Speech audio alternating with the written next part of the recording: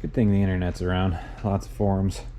Water does leak, you know, somewhere around here. Gets down into the gear case that the steering wheel goes into. So this doesn't have any assisted steering. It's just direct drive. So there's a gearbox that you turn that turns all these components to turn the wheels. And that gearbox is right there. That shaft coming out with the 4 bolts around it. I've loosened those bolts. I cannot find a drain plug for that little tiny gearbox. I have found the fill port for it right there. That is the fill port on the left side with the square drive. So that's how you fill it. I've not found a way to empty it. I got those 4 bolts loosened on the right hand side. I'm gonna try and tap that cover off. Hopefully just let this thing drain overnight. Get everything out of there. And then I'm probably going to figure out how to get a Zerk onto that fill port. And we're just gonna fill it up with grease. But once I got all those bolts loose and this cap off, I noticed there's a stream of water dripping out from there. So it's draining. Success. I'll take it. Hopefully I can just put on like a 45-degree Zerk fitting right into that port. That'd be nice. In case you're wondering, this is a great example of a good stuff bucket. Just every little brass fitting you find, take off, wherever you get them. You do this long enough, you get a few Folgers cans full of them. Hate to buy that in a store. So what I'm trying to do is go from, it's probably 1/4 inch pipe thread, and I need to get to this Zerk fitting, which I honestly don't know what size that is. Some kind of fine thread. It's not pipe, but you just go through here, find all the fittings, roughly what you need, look at them all, and then you adapt about 20 things together. Good morning, campers. I know every day has shop work, but it's hard to be in here when the sky looks like that. Went through the whole brass good stuff bucket. Didn't find anything. Had to buy one. Hang your head in shame. Did not have a 1/4 by 1/8 inch adapter. Just needed a bushing. Had to buy one. Also got those. So we can put on some new terminal cables for the battery. The ones on that are might be part of the problem.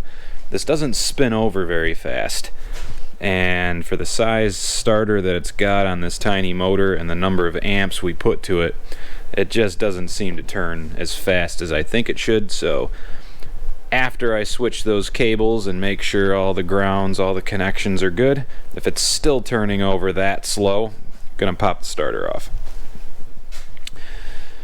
I also got that fitting, like I said, so that this gearbox down here, that fill port right there, this is no longer going to be an oil bath system. We will just put a Zerk on it, fill it up with grease. I mean, you're just turning, it's gears meshing. Be just fine. So once I get that, we can put all kinds of stuff back together. It's gonna be great. Ordered all the hydraulic hoses and adapters that I need. Who knows when they'll be here, but hate to say it, you gotta order some of this stuff online these days. It is so expensive. If I just took all those to a shop, whew. Last time I got hoses, 2 of them were like $300 and I need 8. So that's not happening.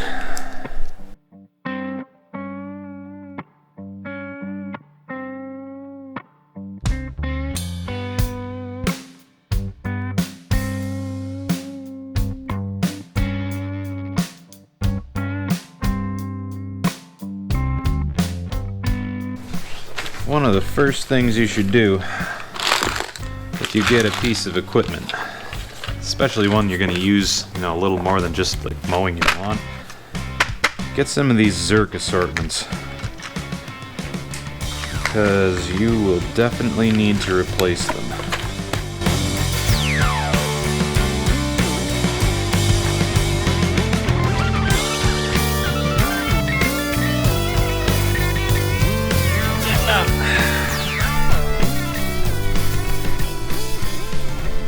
Okay, so we ended up with a nice 45-degree zircon there.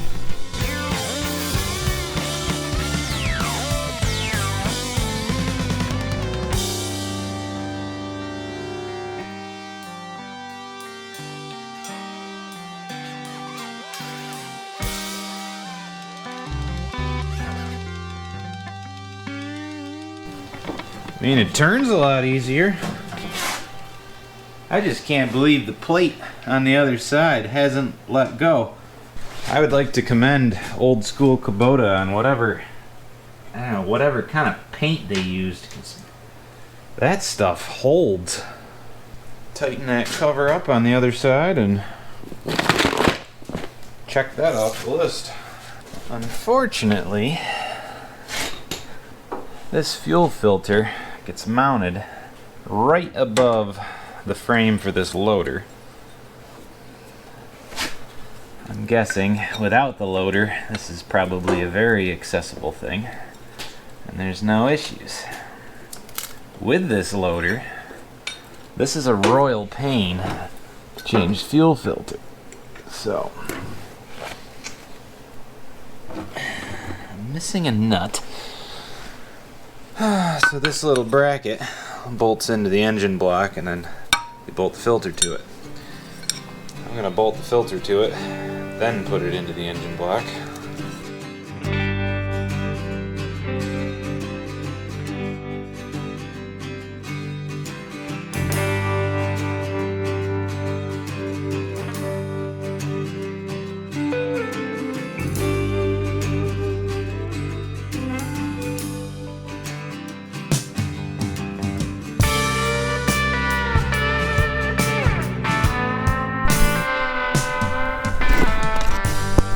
No way you're threading that thing off. It will hit that plate. Bit of a pain, but I mean, you don't change it that often. So next up, what we gotta do, need to put on some different battery terminals. This one's not original. That one on the positive probably is. I don't trust either of them, given how this thing turns over. So we're just gonna replace both of them. Yep, get that battery out, get this figured out. No, it just bolts up right down there under the radiator.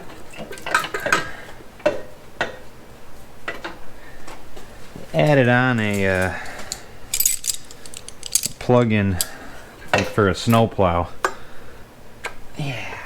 Not because it had a snowplow, but just so that you could plug it in quick to get to the battery. Not a bad idea because this hood folds forward, so it's probably a pain to get to that. I think I'm gonna take that off because I don't have that other end, but I do have other quick connect ones, and I like that idea. I like having a way to connect to the battery, because you know, everything around here is usually dead, so nice to have a way to jumpstart stuff. Oh, this has been replaced. They bought the one that has the little positive jumper on it already. I'll add that to the good stuff pile right there. So this ground cable goes to the bolt that's on the radiator. And that is a bolt that's threaded into the chassis. There isn't a nut. I don't know if I like that, because it's got the bracket for the radiator, and then that bracket sits on the frame. So you're putting your terminal on a bracket that's on the frame. So there's a lot of contact there with a lot of chance for it to not make contact. So see if there's a better spot to do that. Oh, I am impressed. This whole frame has like threaded nutserts on it, like welded into it. It's pretty cool, really. I mean, really, I'd like to get straight up into one of these bolts on the motor, but I don't think I bought that long of a sad cable. Oh, I like that. There's a bolt right on the engine block. It's not doing anything. I'm trying to get a direct connection because the starter connects to the engine block. That has continuity. The engine block is bolted to this frame, and all these brackets are bolted to the frame, and if I put anything on a bracket, you're going from this through a bracket, through the frame, to the engine. So if you got anything rusty, too much paint, you're not getting a very good connection. I want a better one than I've got because, like I said, that starter seems slow. You would be amazed how often that's the culprit. Bad grounds are no joke. Mess up a lot of stuff. There's a bolt right on the front of the motor that I like the looks of. I just need to bend this at a 90 so it sits on there better.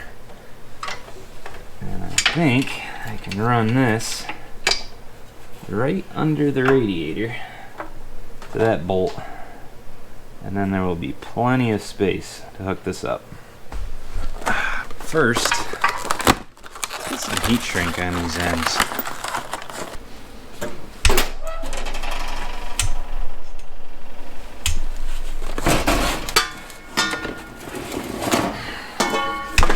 If you're looking for a good electrical organizer, these old giant tackle boxes are great. Look at that. I look pretty professional. I fooled you again. So my goal here is I want to put a little bit of heat shrink right here. Because on these ends, you know, they always go back and forth, and you get a little bit of opening here that goes to the atmosphere, and that's where they rot. So if you put a little heat shrink, just cover that up, it might last another year or two. Look at this. I've even got red for the red one. Another handy little thing from Cryobi. Cordless heat gun.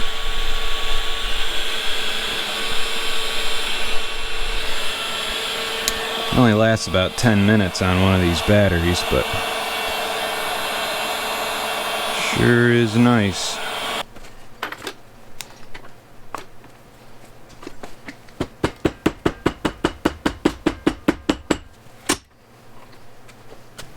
Bent.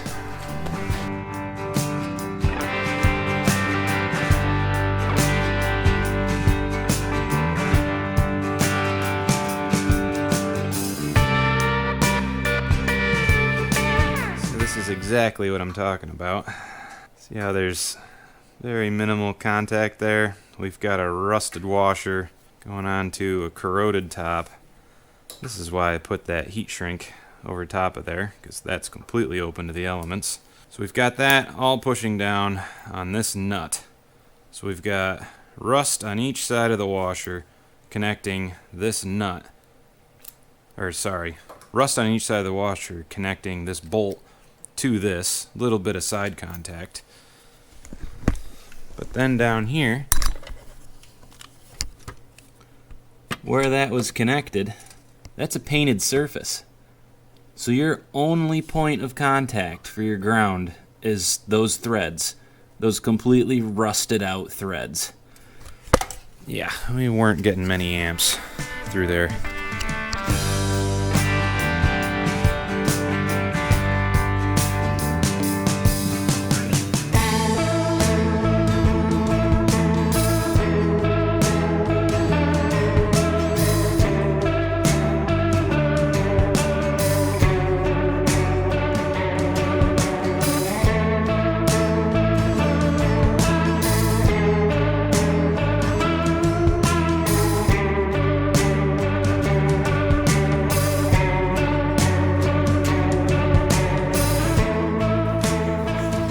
Go. You can see that cable grounded right to the block now. Missing the belt, missing the pulley. Comes out right here.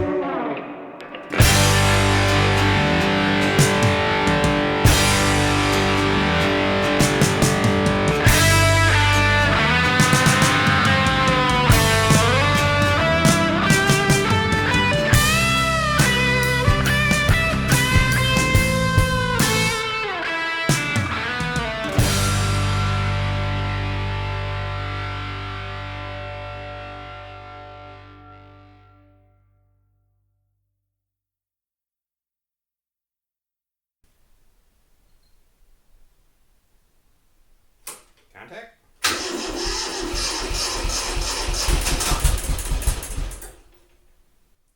Contact again.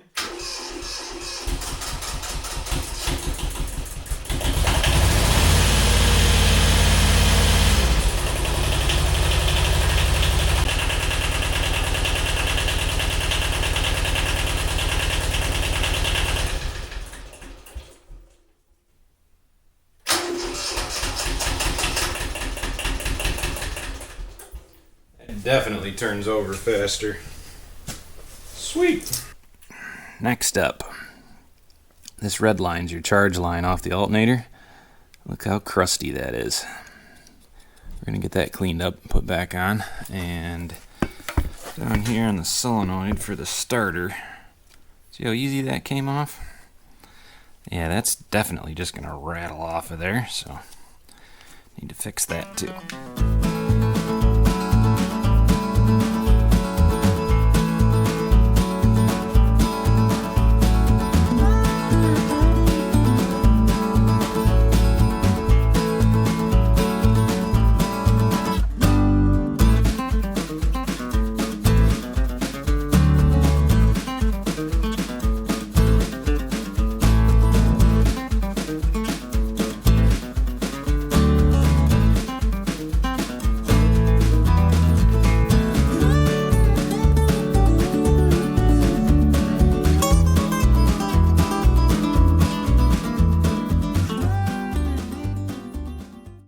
Okay, new day in the shop. Batteries died yesterday. It happens. Didn't miss too much. I put new ends on a couple of the electrical connectors. I got the key switch oriented in the correct direction. I got the terminals in there cleaned up. I got the terminals for the fuse panel that's under here. Little tiny fusible links. All that stuff cleaned up.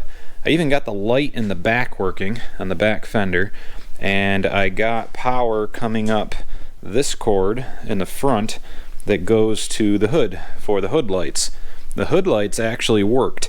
So dug around the good stuff pile, had some of these 4-wire connectors in stock. There's only 3 wires here because there's a high and a low beam for the front. These old beauties, nice incandescents. So I just added in this 4-pin connector in here. The blue wire doesn't do anything. Figured I'd leave it. Someday I might add some, who knows what up there, some better lights. Oh, I forgot to get a bungee cord. Dang it.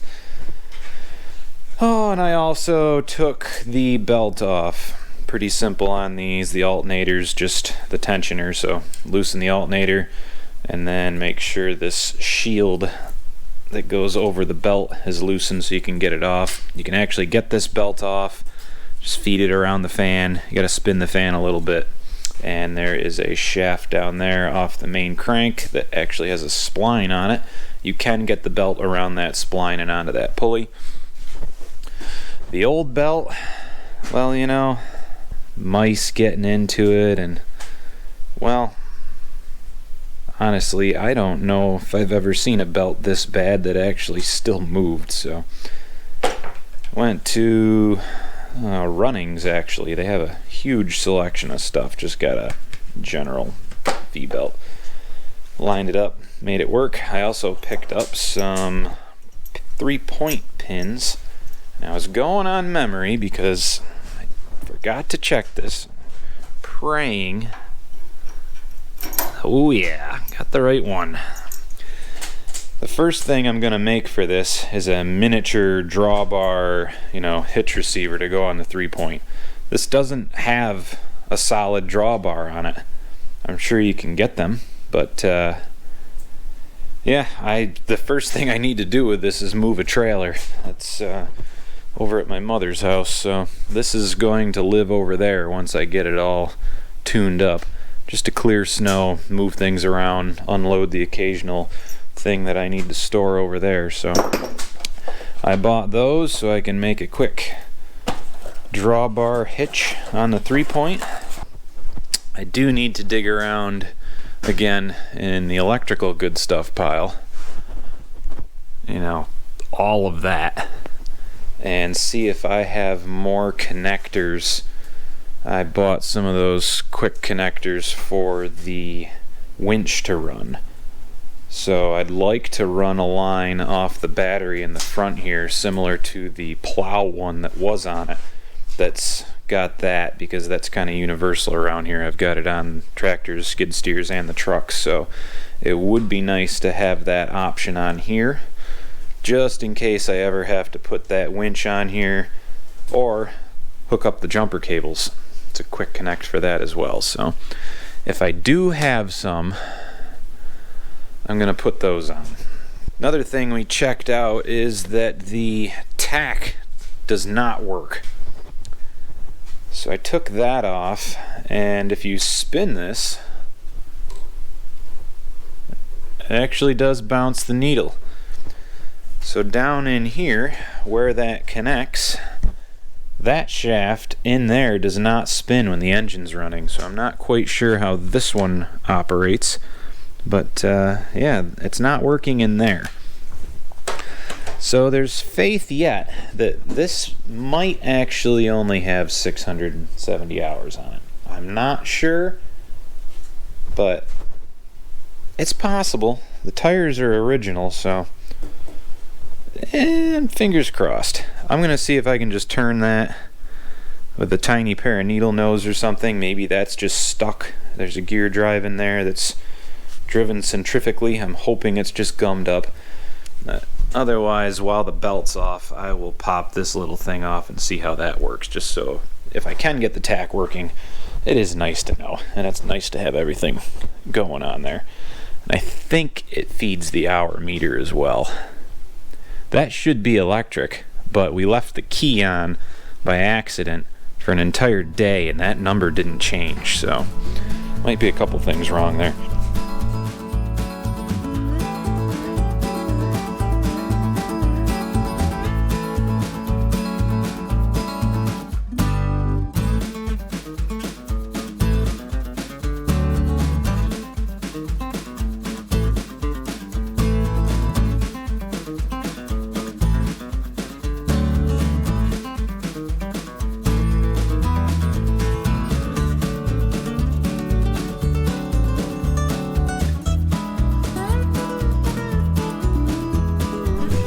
So I got that part out of the front of the engine block, and you can see right here, this is just a straight shaft and how it's twisted, and there's actually a chunk of it broken.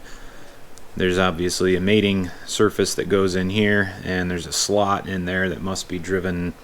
That's probably off the gears in the front of the engine for the timing of the injection pump, I had to guess, and that just spins this. Well, all of this is locked up just from sitting over time. There's a whole bunch of gunk and rust down in there. I have to believe this got water in it, and it just fills up with crap. So this was seized, started the engine, twisted it right off, unfortunately. Now I do believe, just the way that it looks, it might still work in there. I also believe there's probably a chunk of metal now in the motor, so keep that in mind if you get one of these engines or one of these tractors.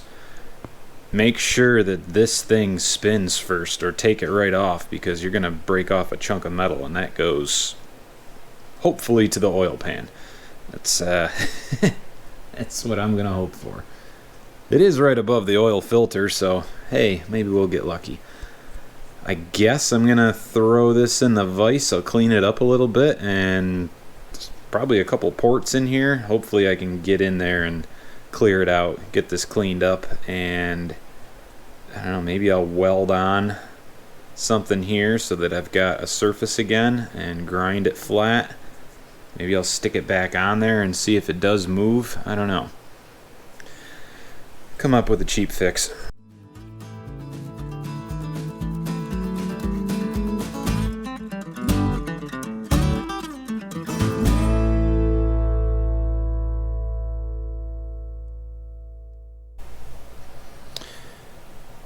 So I did get that off.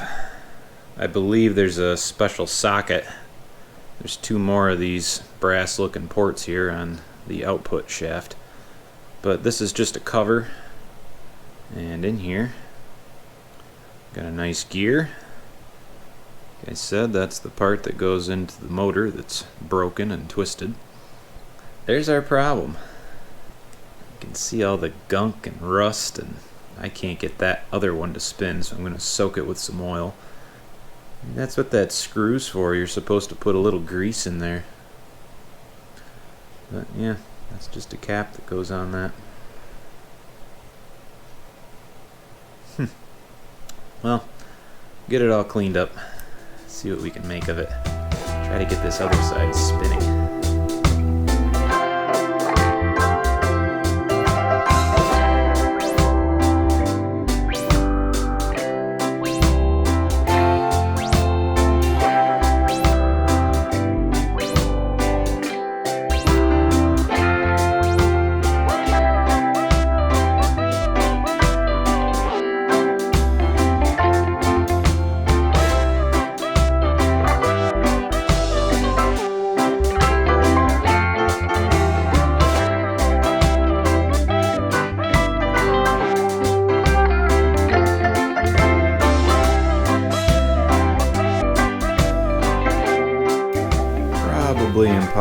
You can kind of see it.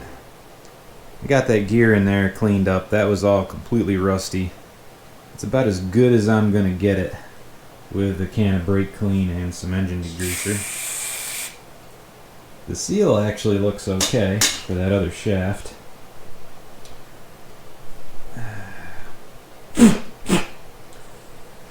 Well, worth a shot. Next step, now that I've made a nice flammable pool on the ground, I can fire up the welder, and I need to make this a little taller so that it fits back into the mating surface in the engine to spin this. And I believe this screw right here is probably supposed to be a Zerk, or it's just an access for you to put some grease in there. So keep that in mind if anyone else is working on one of these or owns one of these. Take this screw out and get some grease in there, or oil, or anything to lubricate this, because clearly it spins with your engine. So this thing turns a lot, and if there's nothing in there for it to turn with, well, you break it off like this one. So we'll get some of this stuff dried up so I don't burst into flames when I start welding. And I need to clean up this shaft a tiny little bit. We'll weld on a nub there, grind it somewhat well enough. Slap this all back together with some grease.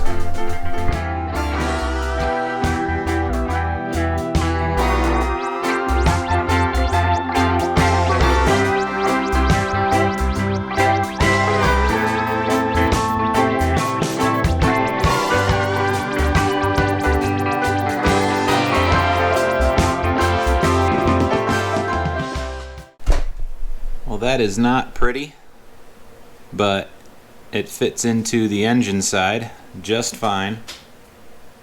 And you know what? It didn't cost me a dime. I didn't interfere with any of the mating surfaces of any of the seals, so we're gonna slap this whole thing back together with some grease and see if I have a tack.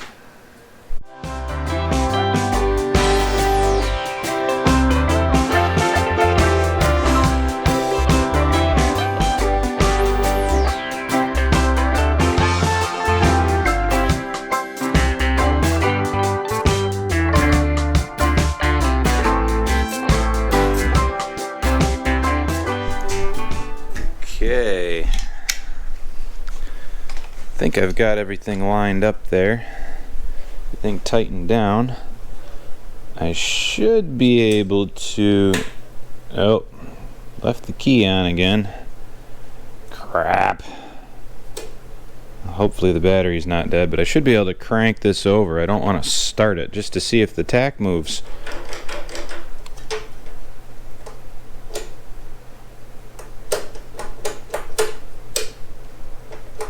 I killed the battery. Dang. Okay, next moment of truth. I feel better about this one. I did turn it over once with I bumped it with the starter and I could see it move, so feeling a little better. Contact. Oh, look at that thing bounce. Yes. We have a tack. All right. Nice. Well, updates. The belt I got is the wrong size. I think the issue is that the old one is so worn out that it actually shrunk.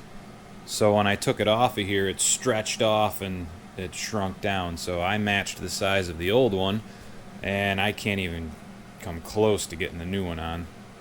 And there's a ton of adjustment on this, and all the way down doesn't work. Been messing around with some wires. I'm trying to find a key positive. I don't know what these three do. I don't know. My best guess is probably get a fuel gauge. I'm not sure. No clue what this is. I'm guessing it's something to do with the glow plug. So when you turn the glow plugs on, a little light lights up. I would love to have a light that turns on when the key's on, because if you leave the key on, it runs the battery dead. I don't know why. There must be a slight trickle through something. It's probably checking oil, and actually, you know what? Probably engages the fields on the alternator. So I'd like to have a little light on when you turn the key on, just so that, you know, when you shut this off, you remember to turn that key off. I've been searching the good stuff piles, and I cannot find a 12-volt light. I can picture one in my head that I know I want to use, and I'm pretty sure I put it on a battery charger. Okay, back from the store, back in action. Didn't know which belt to go with, so I just got the next two sizes up. Didn't know which battery hold down to go with, so I got two sizes there. And I found a green indicator light, 12 volt. Gonna hook this up so that when the key is on, this light lights up. Then hopefully remember to turn the thing off. I had some marker lights from my truck project, but they were big and they're incredibly bright. I didn't want to use those. So I got this thing. Hopefully it's not as bright as those. And hopefully, I think I can put it right in this little rubber chunk here. That might be perfect.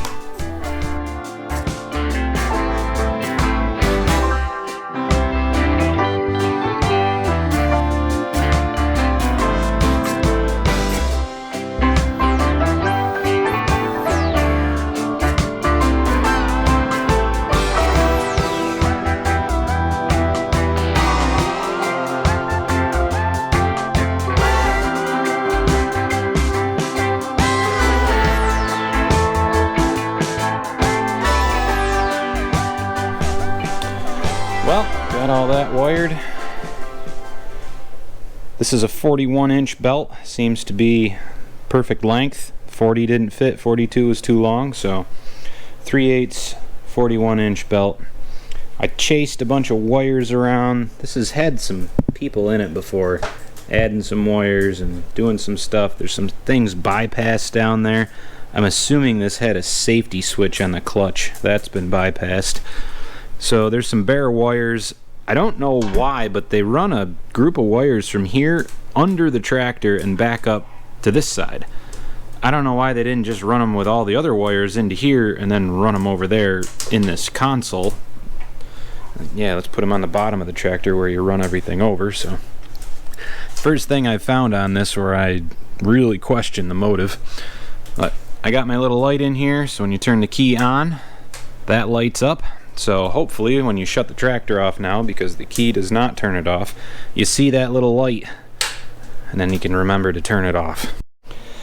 So I've been chasing wires, and like I said, I don't know why they ran this group of wires down under the tractor to come back up to go over here, but two of these wires clearly went to a clutch safety switch. I'm assuming that's there so you can't start it.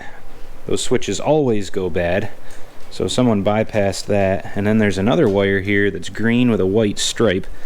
No clue what that went to, but as I was saying, you don't want your stuff underneath the tractor because it gets all messed up. You run into stuff, the mice get to it, so that green wire is all screwed up. And then there was this wire that goes to the back light on the back fender. If you're not in a house, don't use those. So I need to take the key back off, run a hot wire directly over here to where that switch was so I can hook that switch back up. And then the wire that comes up to this light has a couple junctions that are okay. I put some dielectric grease on them, but the routing that they took that poor wire through, it jumps and bumps and it goes right down underneath this floorboard where all these moving linkages are. So I'm sure that's completely chewed up. Good way to ground out a wire so that everything shorts out and you light your tractor on fire. Of course, there's not much going to burn in this unless you get the tank going. So I need to reroute that, get that coming up into here somehow in a better fashion. Probably wrap it with something just to be sure. You know, it's one of those projects where the more you look, the more you find. So right back to wiring in another switch. I will probably also put an inline fuse before that switch going in there. I didn't see really any protection for anything on this, so we'll do that just in case, and that way I have an inline fuse already set up, so if I add more lights on this or more switches for anything, I can just run everything through that same fuse.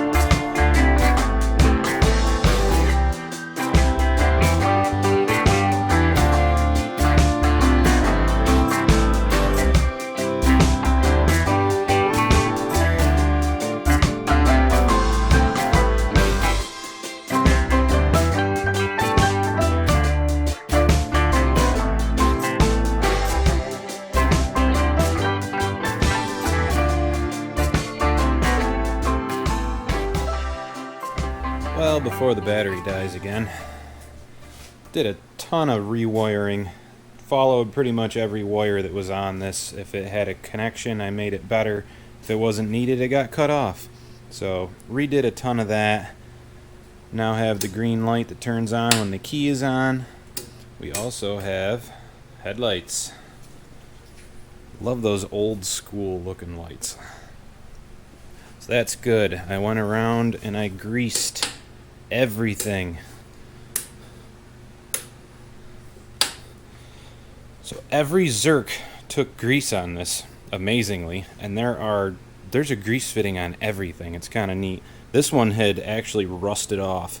The spring was still sitting in there from the check ball, so had to get this out, drill it out, tap it, put in a new one. But everything's set and ready to go. I just need to pick up a few more parts from the previous owner. I think there's pins for the hood, and everything should be good. Oh, you know, and every hydraulic hose, but that's for another time. And check this out. We were messing around with this. This is some triple aught steel wool. You can see what the original color used to be. A little WD-40. Apply liberal amounts of elbow grease.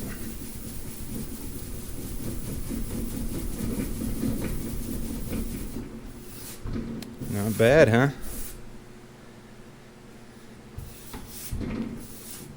Ooh, look at that. You can see the multiple layers of orange. So yeah, when they say, oh, don't worry, that'll buff out, sometimes that's a true statement.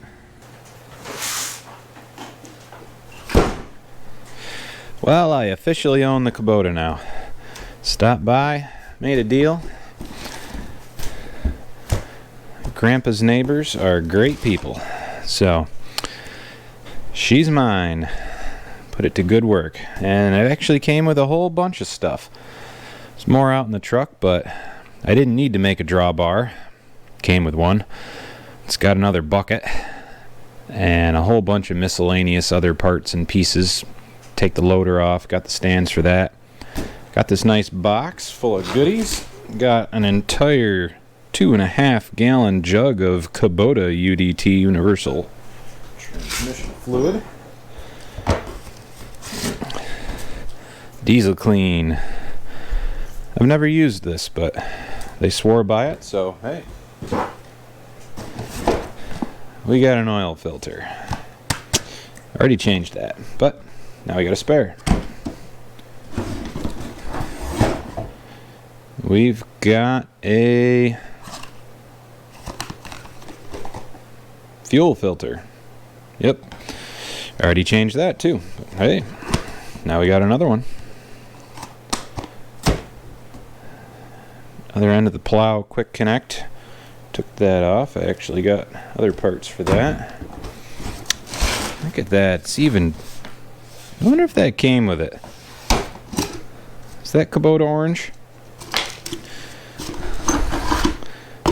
There's the missing pins for the bucket I do have. And miscellaneous bolts and hardware.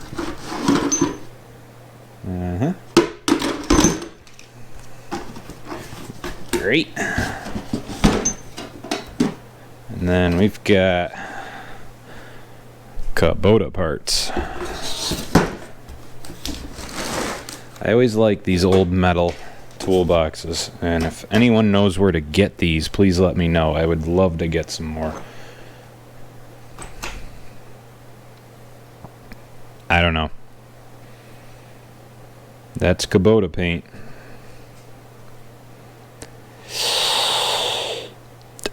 I don't know. Yep. More bolts. It's 3-point pin. More pins. Bolts. Wow, look at these things. Studs for something. Huh.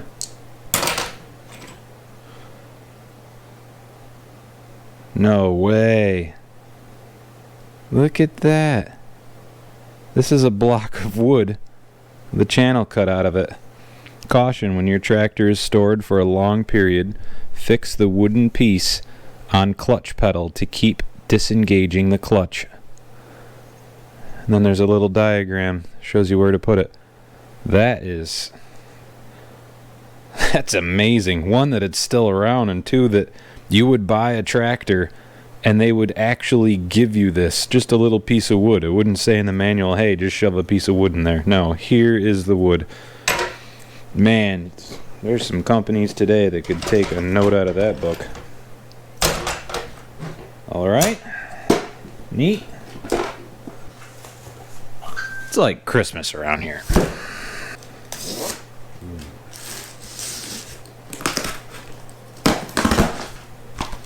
Surplus Center. I love this store. They've got everything.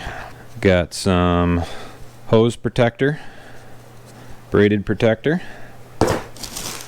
Most importantly, new hoses for the whole thing. And then of course, you know, you're paying for shipping anyway, so you got to look through all the other stuff they got. So they had some pretty cheap ratchet straps on there. I need some more small ones like this for my truck, so I think they were $4. Like, yeah, we'll give those a look. Oh yeah, I forgot I bought these. I think these were also like $4. It's a fold down step to get up on whatever. I'm gonna put them on my truck because the deck on that thing is taller than I thought it was gonna be, and it's a pain to climb up there, but not with these little bad boys.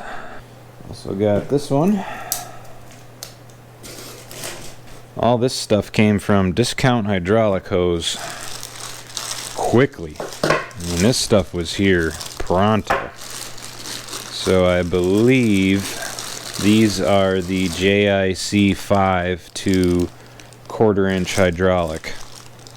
Or is that 1/8 inch? Might be 1/8 inch. So yeah, these are the fittings I need to hook all that stuff up with the new lines. I also got some of these guys. Well, probably need that. You know, quick plugins. The hitch mounted winch that we have, I put this size and style connector onto there.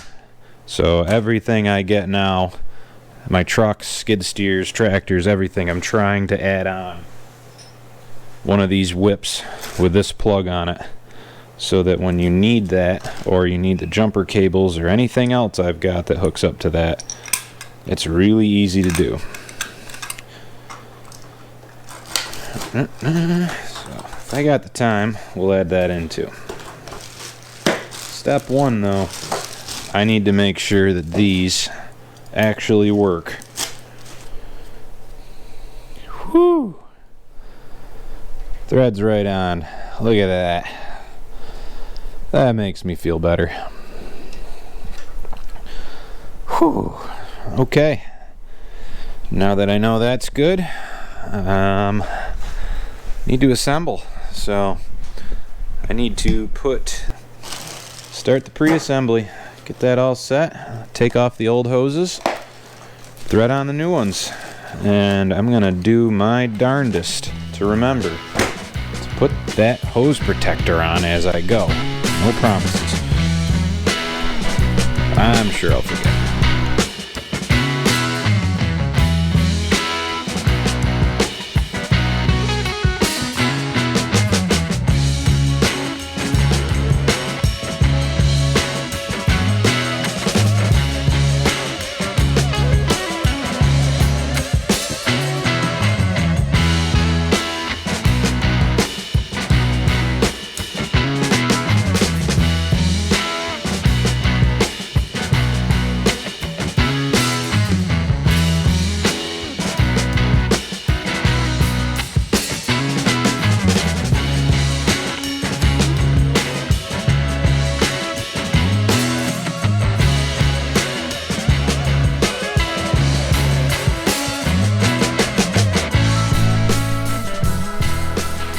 Every line on here was replaced, except for there's 2 or 3 in the front that were already new, and these main ones, those weren't as old, or they were protected a bit more. So I ended up having to get a street 90 to put in here, and I ran it that way. Originally it was pointing down here, and with the new hoses they have larger crimps on them, so it was hitting, and the fitting that was here was just a regular 90 with a short nipple in it, and that spun out. So I didn't have another one of those, but I did have a street 90. So I got all those set, Everything routed kind of the way I want it. Pretty close to testing it. If you have one of these tractors, this is where you put your transmission / hydraulic fluid, because the gearbox and the hydraulic system use the same oil. That also runs down into the axles and everywhere else. The fill port, so that you know you have enough oil in it, is right over here behind this clutch. So you put oil in there with this plug out, and when oil comes out of that plug, you're good. Before I get going crazy, let's make sure I don't need more parts. Contact.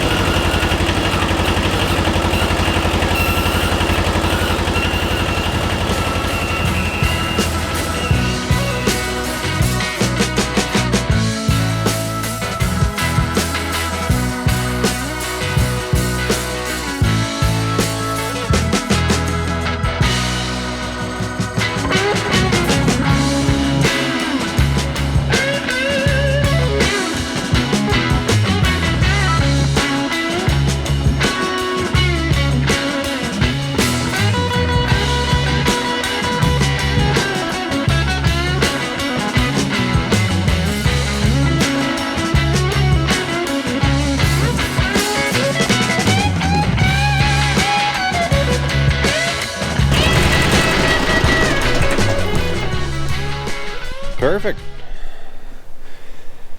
Don't appear to have any leaks.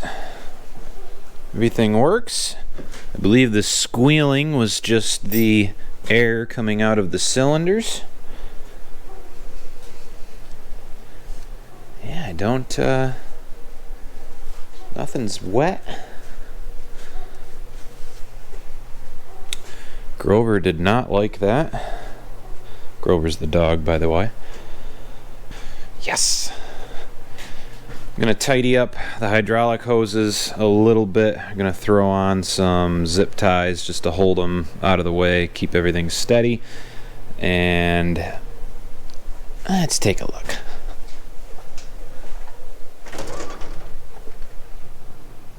I see no snow and no... But it is also freezing out here, so that might be a job for the morning. I'm gonna get this tidied up, be back bright and early, zip this thing over to its new home, new temporary home. Bright and almost early day. The mayhem. Oh, after the camera got shut off and the batteries were dead, I did hook up that cable.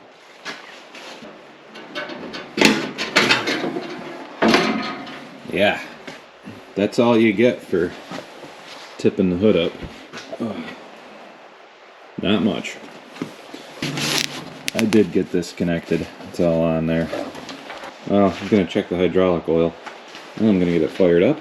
And we're going to go get the bucket. And then I'm going to drive it like 4 miles. The idea is you add hydraulic fluid in. And there's a plug right there. You take that out.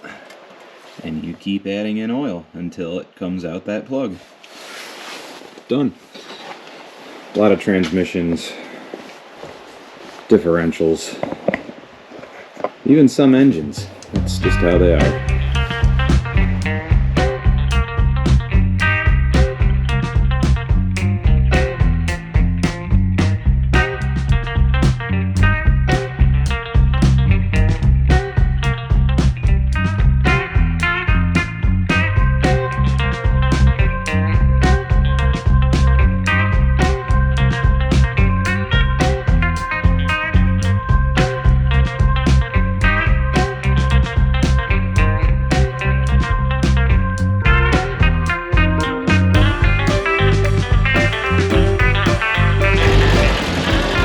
better with a bucket on it.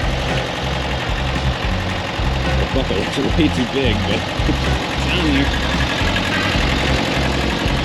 Got zerks that are almost impossible to get to. Got another one broken off.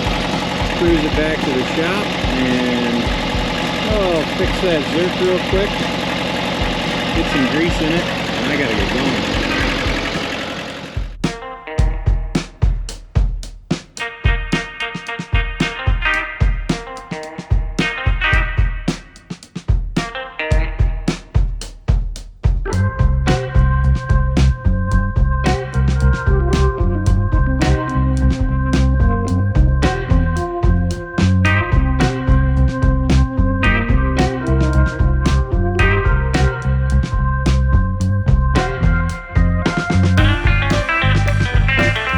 Okay, we're pinned, we're greased. Everything's about as good as it's gonna be. A few wear points here that are kind of strange. I don't know why they didn't do some of that better, but whatever. That's what it is. Time to go for a cruise through the woods and then a long ride home.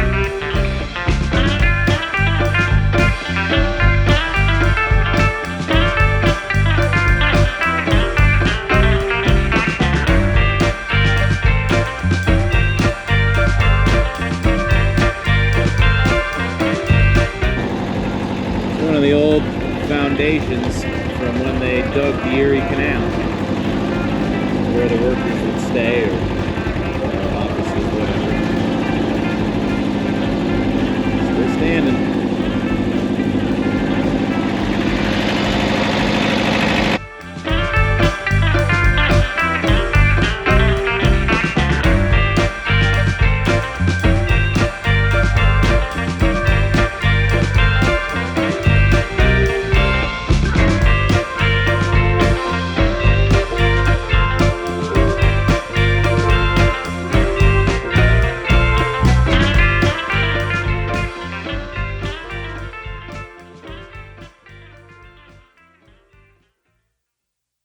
Made in, doesn't tell you. Where are you made?